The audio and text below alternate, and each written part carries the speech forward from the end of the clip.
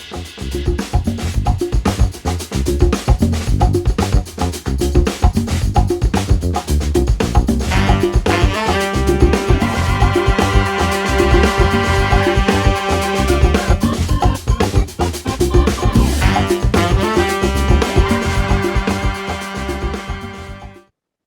to Devon Dragon Radio. I'm your host, M.L.Ruscsak. I'm here with special guest, Michael Overlie. Welcome.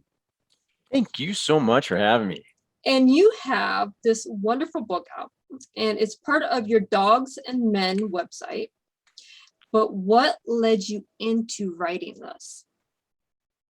Well, that's a big question. How much time do we have? How much time do you need? A couple days.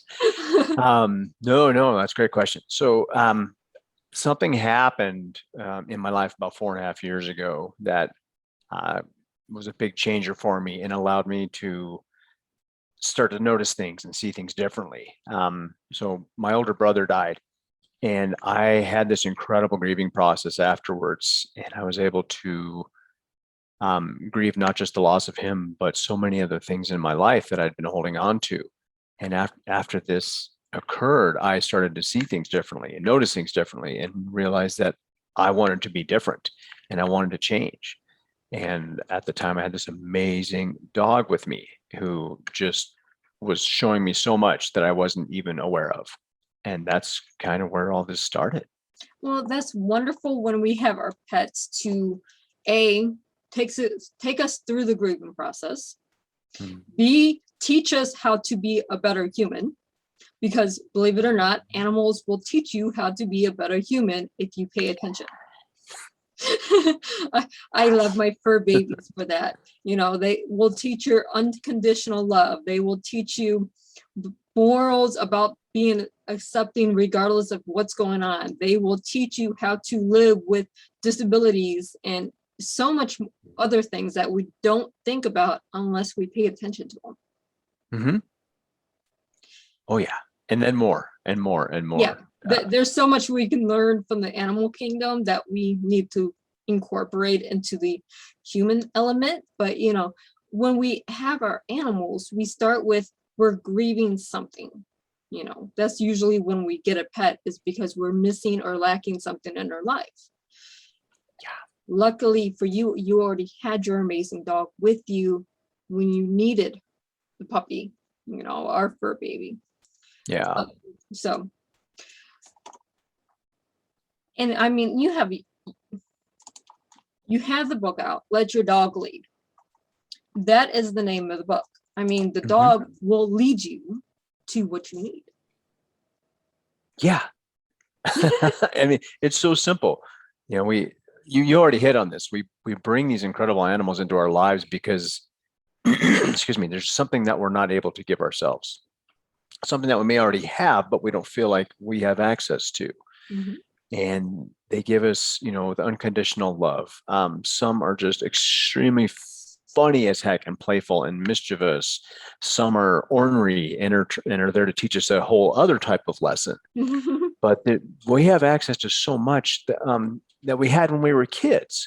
But as we get older, we start to have these veils placed in front of us and different identities and expectations, and we kind of forget who we are. And that's what this book is about, is remembering who you actually are, not who everybody else thinks you are.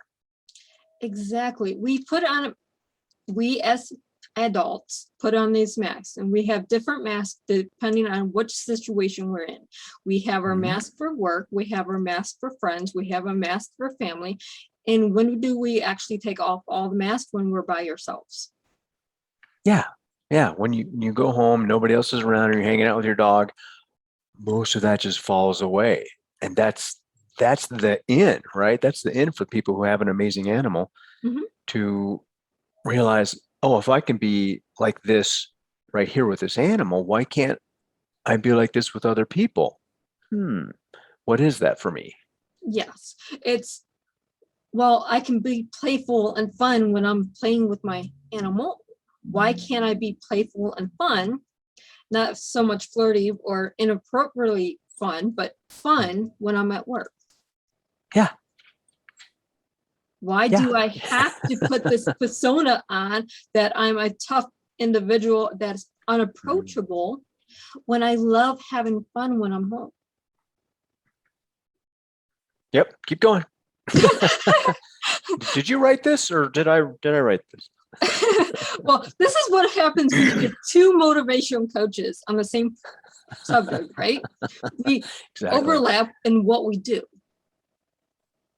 But you do the coaching aspect as well. Mm-hmm.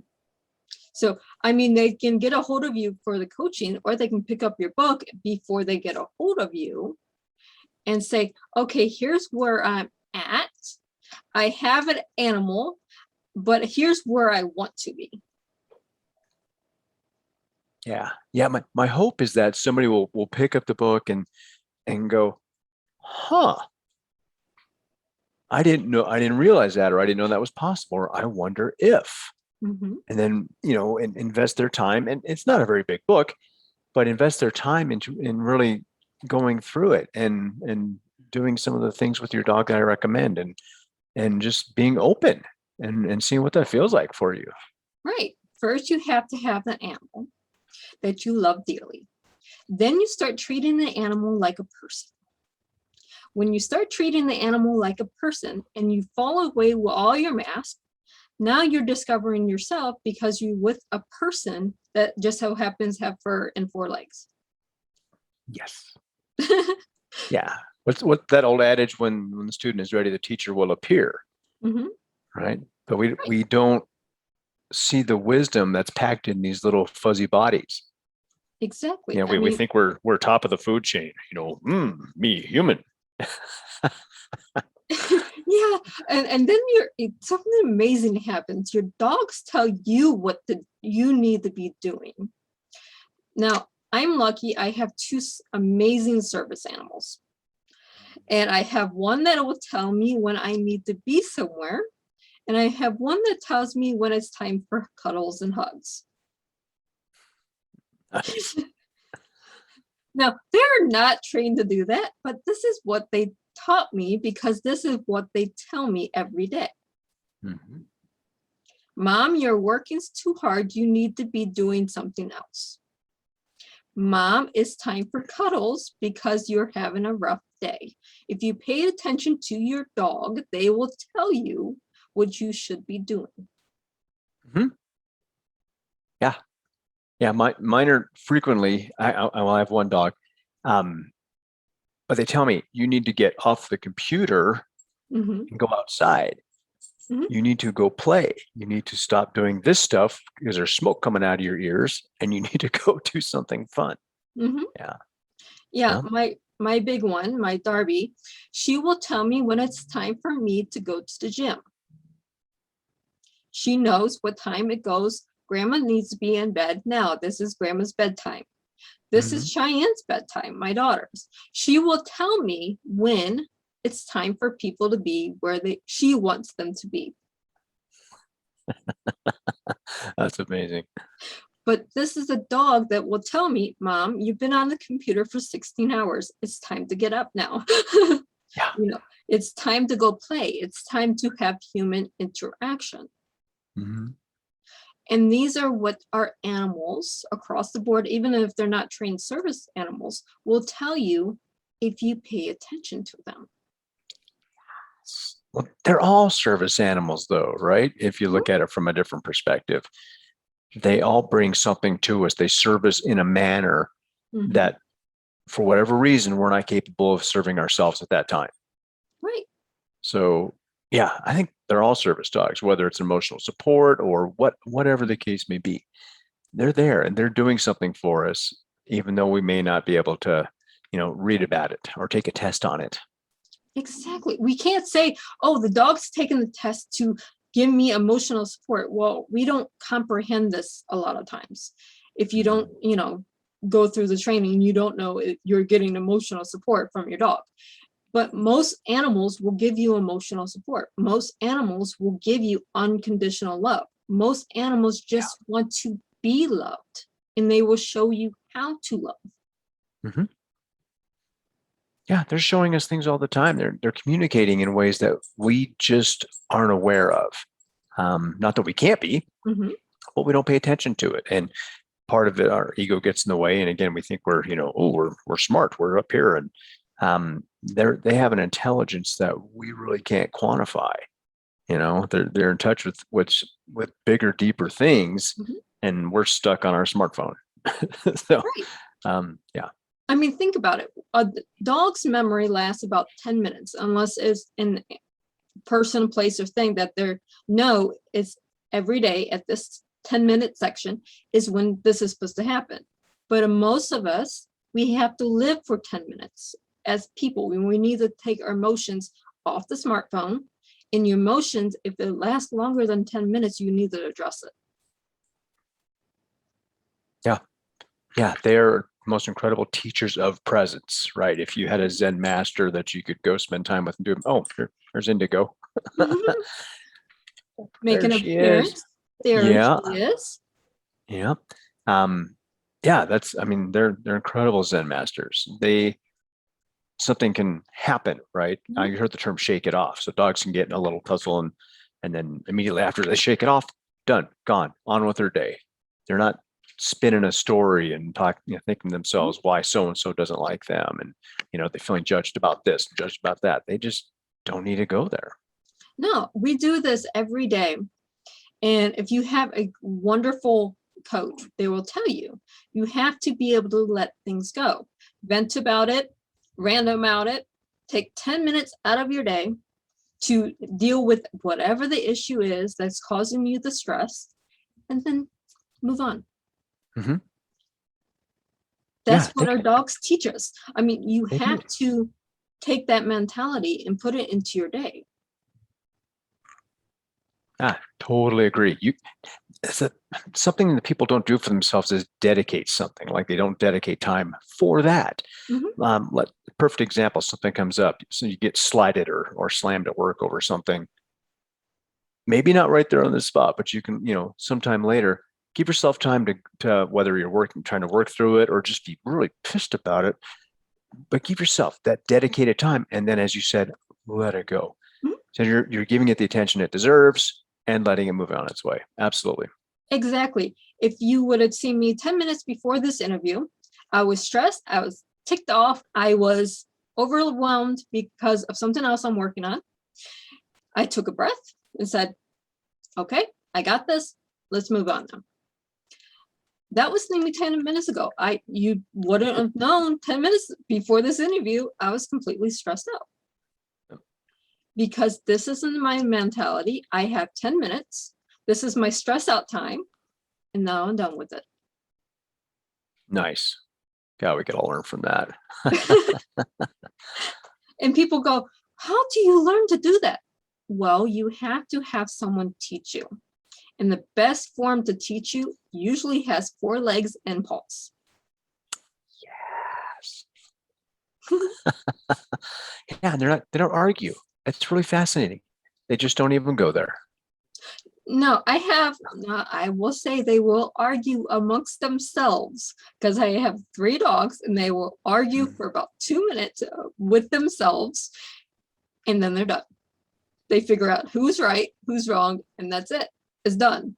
There's That's not an funny. ongoing argument that's every day. It's 2 minutes. If you ever pay attention to a group of dogs, it takes about 2 minutes for them to figure out who's right, who's wrong, and who's walking away.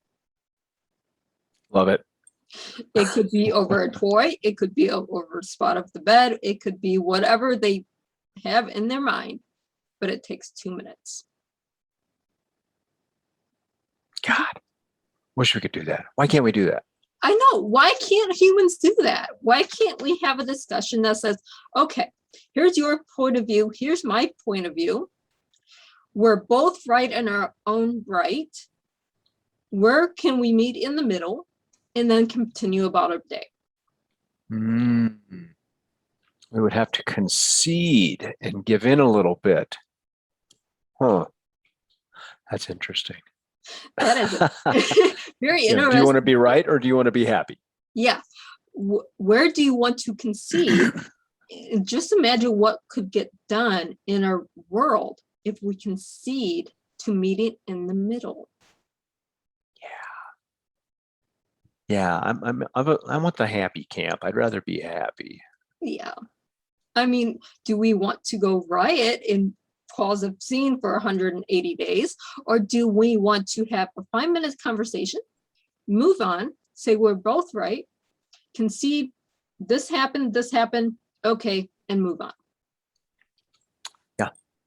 Yeah, wouldn't that be nice? Let's work on it. Yeah, so we need more people to understand the human element in dogs, to understand the mentality, so we can get back to being happy people. Hmm. But Yeah. you wrote the book, but No, you're right. I mean, that's what a great train of thought. So that's something else that I was not able to just take in on my own, that I can accept something. I don't have to necessarily like it. I don't have to necessarily agree with it, but I can accept that, yes, this happened. Mhm. And then how do I want to be moving forward? Do I want to let this just keep eating at me, or do I want to do something about it? Mhm. So still working on things myself. And I don't know if it ever ends, but I'm in a better place all the time. But I choose to be. I want to be. I want to work at something. Have disagreements with family. Still happens. Have things I don't like about myself that I find. Happens. But I'm going to do something about it. Exactly. We don't have to be caught in the whatever happened 10 years ago. We don't have to be stuck there. We don't have to be caught in that argument we had at work a week ago. We don't have to be stuck in this place of negativity. We choose to be stuck there. Mhm. When you choose to move forward, you see everything around you change. Yeah. Yeah. And that brings up another great point. I can't change you, right? I can't Mhm. change the guy down the street. What I can do is change myself and show others that it's possible for them to do the same. Right. Right. I can help you work on you, but I can't change you. No, you No. can go, any person out there can go to any guru, any motivational speaker, any life coach, any person that's teaching anything. It's up to the individual to take away the lesson and implement it into their own life. We cannot, as life coaches and mentors, do it for you.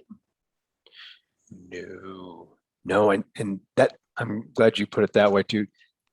You have to integrate it. You have to implement it. You still have to do the work. No, I know people who will just devour information, but not actually do anything with it. Mhm. And they think that by reading the book that's what they're supposed to be doing. They're not taking notes. They're not answering the questions. They're not actually doing the tough work. They're skimming is what I call it. How many times does a person go to a psychological doctor? They get homework, watch a video, do this worksheet so we can better help you, so we understand where you're coming from, and they don't do the work. Well, and then they blame the doctor for not getting better. Yep. If you do, it's the same thing with the life coach, it's the same thing with the mentor, it's the same thing with learning anything. If you don't do the work, you will never get ahead. Mm-hmm. Oh, that brings up a huge point about taking responsibility. And I think in our culture, our society, a lot of times we expect others to have a solution for us or fix us or whatever that is. And instead of taking responsibility for our feelings, now, and I'm not saying that something didn't happen, but Mhm. how I respond to it and go from there is completely up to me, Mhm. 100% mine. But if I don't take responsibility for myself, I'm not going to get the work done. Exactly. Now we switch over to our four-legged friends. We get this adorable little puppy that's not housebroken. It's maybe 8 weeks old. And then we get mad at the puppy because we're not taking the puppy outside to learn to go potty outside. It's not the puppy's fault. It's our fault for not getting up to take care of the puppy. Mm-hmm. We have to do the work to teach the puppy to go outside. Well, if you're teaching the puppy to go outside, you can do the work to teach yourself what you need to do to get to the next step. Exactly. And if you're not sure what that is, then get some help. So perfect example, I adopted, I should say, this beautiful dog who is quite a handful, and I'm a little out of my league. So I reached out to a professional trainer that I know I've trained some of my own dogs, but I need more help. I need more help for myself and for her. Right. Right. So, yeah. And that's a thing that a lot of guys have a hard time with, is saying that, admitting that they can't do something. Mhm. There's a lot I can't do. So I've had a lot of help. I've had my own coaches and mentors and therapists, whatever, because I want to be better. I want to be a better me. Right. So I'm going to ask for help. Right. Met me 4 years ago, I was a different person because I said, okay, I can't do what I'm doing without getting help. So I started getting help. I started getting mentors. I started going back to school. Why? Because I needed teachers. I needed mentors. I needed help to get me to the next level. But I still had to do the work. Isn't that a novel concept? I had to do work. So yeah, no, I get it. And even between times, I thought, okay, no, I've got this. And I would struggle with something and completely jack it up. And then I'd be, okay, I need more help here. So my ego still can get in the way, and I can definitely make things harder on myself. But when I actually make that decision to, no, I need some help and reach out, it's like, oh, why didn't I do this a long time ago? It is. When you reach out, get help, find someone to mentor you, regardless if it's our four-legged friend or a two-legged coach. That's when you go, oh, we should have did this a long time ago. But two things: you need to find someone that works with you and your ego, and two, you still have to do some work yourself. Yeah. If we go into it as, okay, I'm ready to work on myself, but we don't want to do the work because the coach that we're talking to is full of hot air and this will never work. Guess what? It's never going to work. Yeah. Well, it's interesting. We reach out and then we get uncomfortable when we're asked to do something that we don't like. So yeah, you definitely, you got to get out of your comfort zone, folks. You have to be willing to be a little vulnerable and realize it. After you do something, you're like, oh, okay, that actually wasn't so bad. I'm still alive. I'm upright. Yeah, it doesn't matter if we're grieving, if we're going through a bad point of our life, if we're just stuck in whatever we're stuck in. We have to move forward. We have to push our comfort zone, because if we don't push our comfort zone, we're still stuck. Yep. And our dogs teach us this. The dog loves getting out of the comfort zone.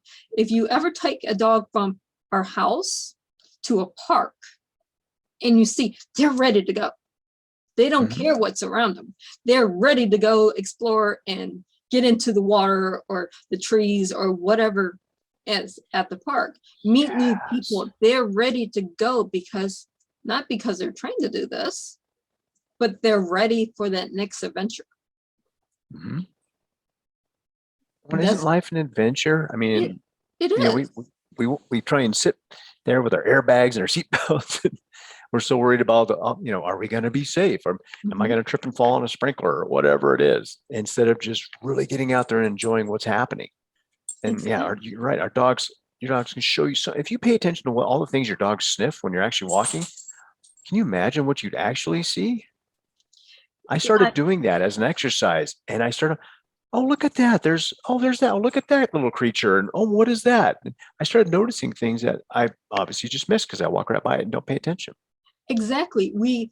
I take my dog to one of the parks around here, and we've found chipmunks. We found different color squirrels. We found snakes. We found little fish. We found, what are we not seeing unless we're paying attention to our four-legged friends? Mhm. Yeah, well, we do it all day long, right? We get stuck in our cell phones, or we're at work on the computer or doing whatever, and we're not really noticing what's going on in our surroundings, in our immediate environment. Or we You know, get stuck in the news. don't get me started there. Stop We, watching. Don't watch the news. yeah, I'm the same way. Don't start there, because all you're getting is the negative, and you're not seeing the positive that's happening within your circle. Mm-hmm. Helpful hint for folks, if they're willing to try this. If you do a 30-day media fast, you'll be amazed how cognitively you can change when you start getting all that, purging that stuff from out of your brain. Yeah, I haven't watched TV or the news in 3 years. Oh, and they're great. No, I barely watch TV. I'm like down to like 2 hours of TV total during the day, and that's it. And even when I have that 2-hour window, if I have that 2-hour window, it's more background noise than it is actually watching it. You don't understand how much cognitive you get when you turn off media. Yes. Yeah, you open yourself up to other things. You're actually creating space and energy for your body and mind to do what it should be doing. Mm-hmm. Oh, it's fascinating. Yeah, it's amazing what your body will do when you take away outside forces. But we are almost out of time. So where can our listeners and our viewers find you, and maybe more about your doggy? Absolutely. So my website is www.dogsandmen.com. I can be emailed directly also, michael@dogsandmen.com. Book is available on Amazon, Barnes and Noble. There's a Kindle version also. Yeah, love to hear from you. See, this is what we do. We connect, and either you can talk about the book, you can talk about getting mentored, or, even the dog. If you just want to talk dogs, Absolutely. we love our pets. So let's talk and exchange notes. Absolutely. Yeah, if you have a question about something your dog's doing, you're not sure what's going on, hit me up. Let's figure it out. But thank you so much for being on the show today. Thank you for having me. This is fun. And for all of our viewers and our listeners, happy reading.